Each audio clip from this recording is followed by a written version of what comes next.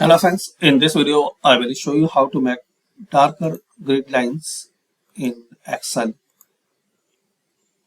So firstly select cells like you want to make darker grid lines here. So select it now here, select border, all borders, and guys line color you can select any color and click anywhere.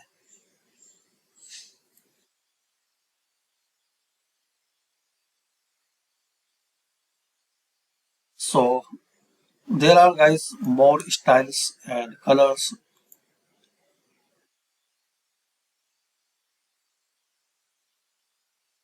and options.